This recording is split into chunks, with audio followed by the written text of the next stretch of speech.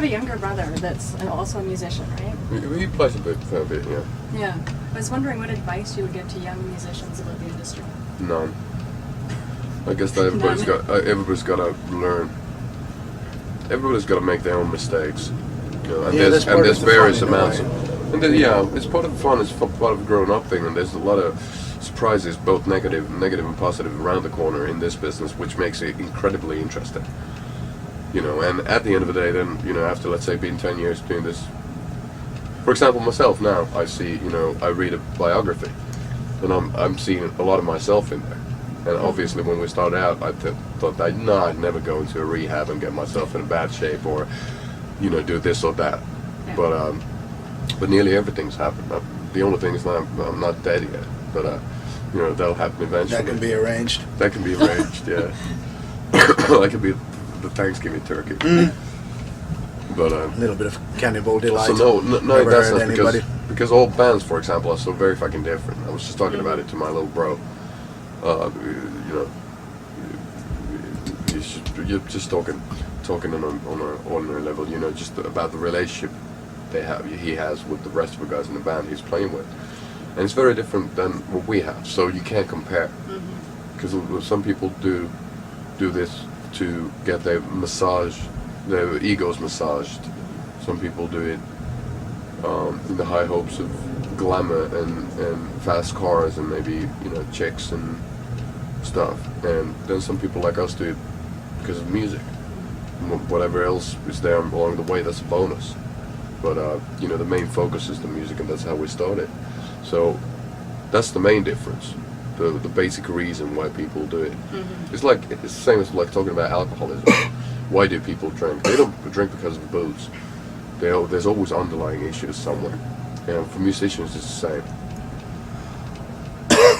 Because usually the most creative, you know, fucked up, original individuals who change the world of music through their songs, they're usually really sick. And they're the ones who die young. Yeah. No, that's okay.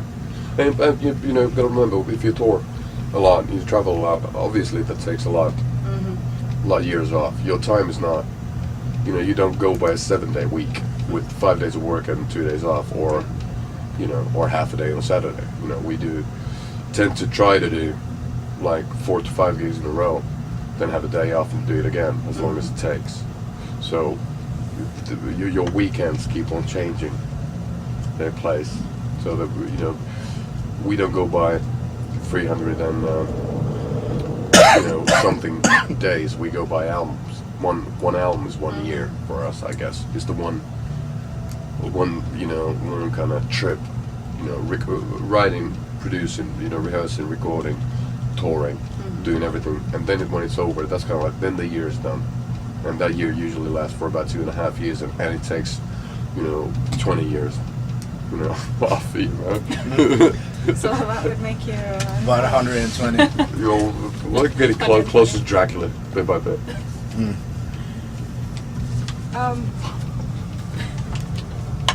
Sorry, you're talking about being that old, and then you're talking about being a raisin. Yeah, I'm sorry. Brings to mind a strange picture. It was really bad metaphor. The grapefruit. I'm totally sorry I ever mentioned it. No, but just call me AR from now on. Ancient raisin. It's just small and helpless. You know, that makes me think of that stupid commercial. You hold with it in dancing your hand. raisins. I haven't seen that. You don't want to. It's scary. It'll give you nightmares. I can't dance. You can't dance? No. I don't believe Bern it. can tap dance. I can't dance. What? He can tap dance. Yeah. Oh my god, are you serious? Yeah. Make him do that. It's really sick. I don't know what the hell. You know, it's like when one day if we get the opportunity of playing stadiums and shit, you know, all the big bands, they play 3 hours, which usually means 15 songs, and then everybody has their own, like, wanky, you know, guitar solo bit, so he's not going to do a keyboard solo, but a tap dance solo. Tap dance? That'd be great. Imagine all the lights and effects. Everybody could, Gas could cook or something. We'd do something very, you know, something out. I could read for half an hour. Oh yeah. Just to myself, not loud. Well, we could do something macabre. Yeah, well, we could do. You know, incorporate kind of sexual activities. No, not necessarily sexual. Maybe this is like more H.P. Lovecraft kind of a. sort of a reenactment of Now that sounds Charles like- Dexter Ward's suffering. Fair enough. It sounds like an interesting show. Yeah, I'm sure I can- people I would can pay get- money. I can brew the essential salts out of you, and then summon you back. Oh, fair enough. Okay, now I'm scared. Yeah. So now you know what to expect when we hit the stadiums in Canada. Right. Yeah, I'm looking forward to HP. that. Black magic and tap dancing.